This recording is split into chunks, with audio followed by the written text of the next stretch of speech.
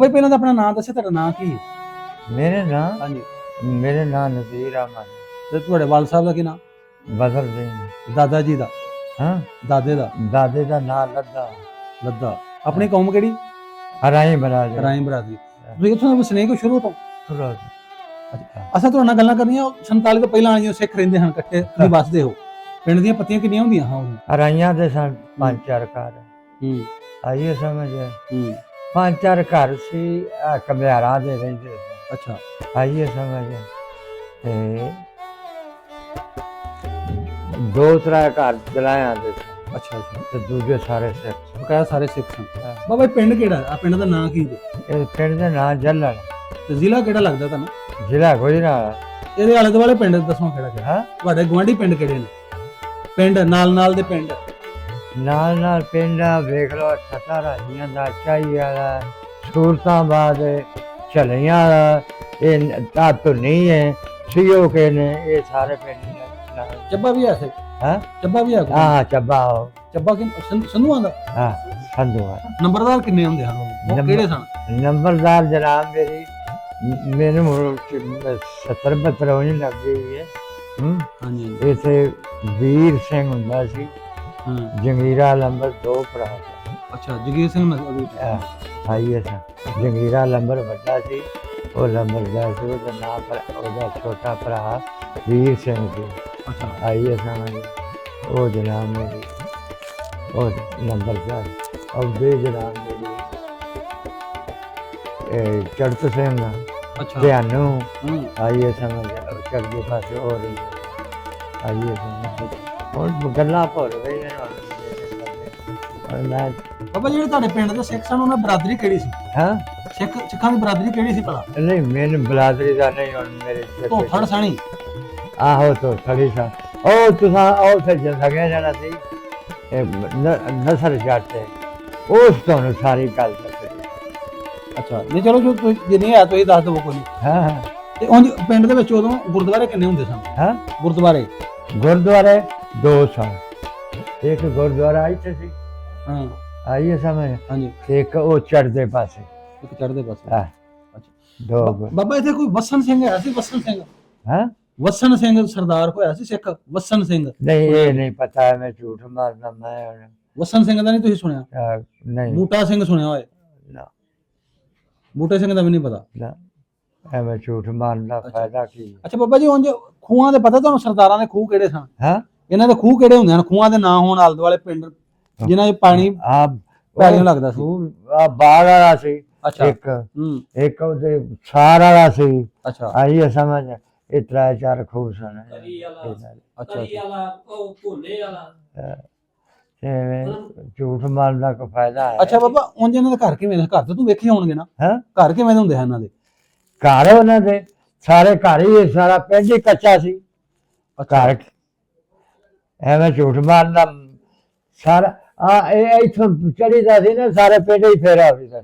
ਅੱਛਾ ਕੱਚੇ ਮਕਾਨ ਸਨ। ਹਾਂ ਹਾਂ ਹਾਂ ਹੁਣ ਚੌਧਰੀ ਬੰਦੇ ਸਨ।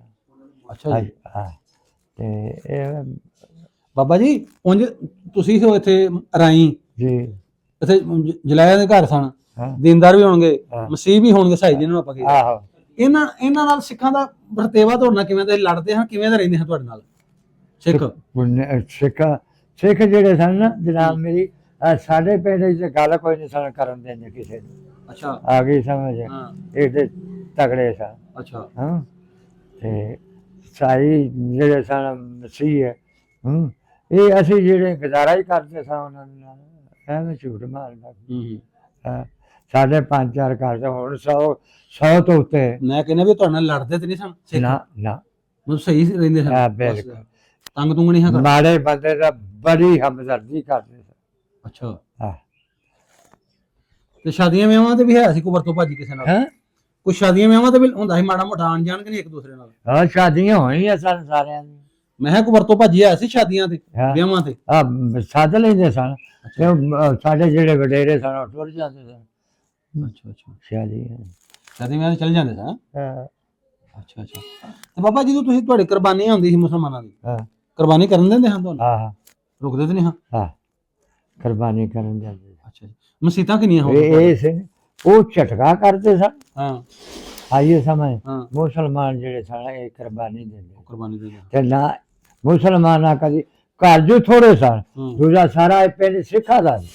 ਅੱਛਾ ਆ ਗਈ ਸਮਝ ਤੇ ਆਪਣਾ ਕੁਰਬਾਨੀਆਂ ਵੀ ਕਰ ਲੈਣੀਆਂ ਤੇ ਉਹਨਾਂ ਝਟਕਾ ਕਰਨਾ, ਹੂੰ ਉਹਨਾਂ ਨੂੰ ਕਦੀ ਕਿਸੇ ਦਾ ਡੱਕਿਆ ਹੀ ਨਹੀਂ ਸੀ। ਹੂੰ ਨਾ ਜ਼ਰੂਰਤ ਕਿਸੇ ਦੀ ਨਹੀਂ। ਇਹ ਸਾਡਾ ਪਿੰਡ ਜਿਹੜਾ ਜੱਲੜ ਹੈ ਹੂੰ ਜਨਾਬ ਮੇਰੀ, ਇਹ ਆ 4 ਚਫੇਰੇ ਦਵਾਈ ਪਈ ਸੀ ਇਹ ਜੱਲਣ ਦੇ ਸਿੱਖ ਅੱਛਾ ਹੈ। ਜੱਲਣ ਦੇ ਨੇ ਸਿੱਖ ਮਸ਼ਹੂਰ ਸਾਂ ਕਿ ਇਹਨਾਂ ਦੀ ਦਵਾਈ ਸੀ ਨਾਲ ਦੇ ਪਿੰਡਾਂ 'ਚ। ਹਾਂ ਅੱਛਾ ਨਾਲ ਦੇ ਪਿੰਡ ਕੋਈ ਸ਼ੈ ਨਹੀਂ ਸੀ ਖੁਸ਼ ਕਰਦੇ। ਅੱਛਾ ਯਾਨੀ ਤਗੜੇ ਸਨ।